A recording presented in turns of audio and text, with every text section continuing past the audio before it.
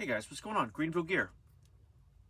Appreciate you watching the channel. As always, I've got some stuff to show you, some pickups, and just like always, having fun in the hobby. I feel like I buy less cards, and that's just because I like to build up my resources to, be selective. Um, but I'm always kind of looking, and that's the fun part of the hobby, I guess, is the hunt.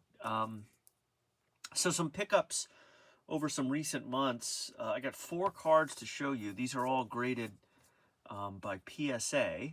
And there are 2 T206 cards and 2 other pre-war Hall of Famers. I've been doing more kind of in the 30s and 40s sets, and so having fun doing that as well. But let's start with the T206 cards. And so one of the things I have aimed to do is in my collecting, this is a previous pickup. This is not from this set of pickups. This is an HGC slab of Harry Hinchman. It's a sovereign back, and so my criteria, especially because T206 cards have gotten so expensive, and I really like collecting the set, and I want to keep collecting the set. I've sort of lowered the grades that I'm willing to deal with. And of course, I want the best example. It's not really about the grade, it's about the card. But it's kind of led me to cards like this. And so this is a Lee Quillen card. He played for Minneapolis. And it's a great card. I used to have this card, I feel like. And when I was kind of consolidating my collection, I may have sold this card, but it was, I don't know, a PSA 2 or something like that, and just a Piedmont back. Anyway, this one, what makes it interesting is it's a sovereign back. And so I kind of told myself that I would sacrifice and get lower graded cards if they had interesting, rarer backs. And so this is a PSA 2.5. I think it's a great looking card, especially when you look at it like that, right? I love the portraits. And so this was kind of a steal. Obviously, it's got some really rough corners.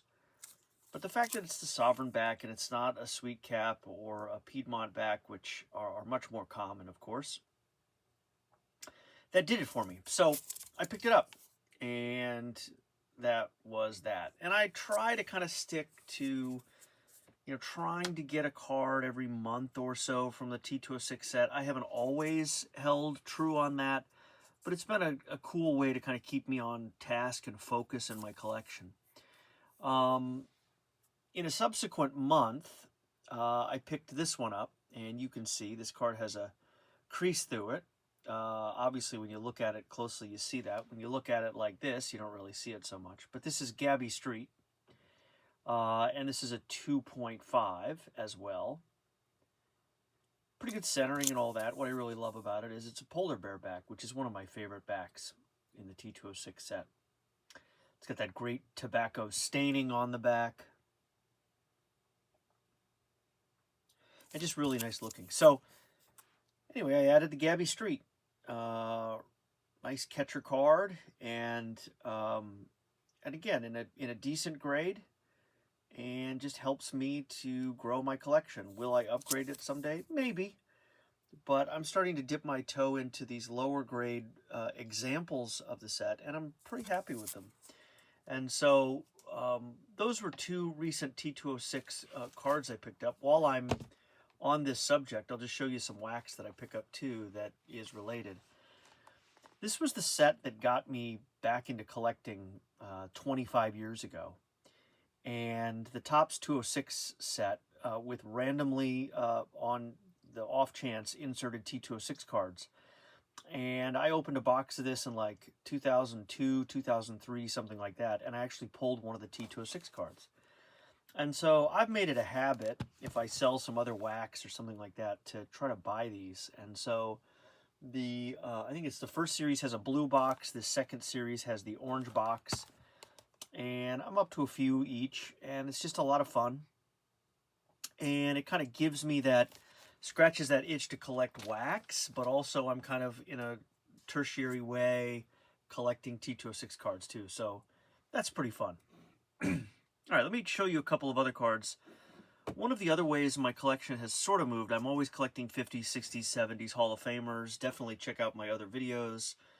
I'm creating a pretty fun collection there, and I'd love it if you check those videos out for some other Hall of Fame cards. But part of the direction is that I'm looking at 1930s and 1940s, and so Hall of Famers within some of those sets, and there's some really great sets. And so that led me, in one example, to this guy here, Kiki Kyler. This is from the 1935 Diamond Stars set, which I don't think I had a Diamond Stars card in my collection, and it's in a PSA 4, for whatever that's worth.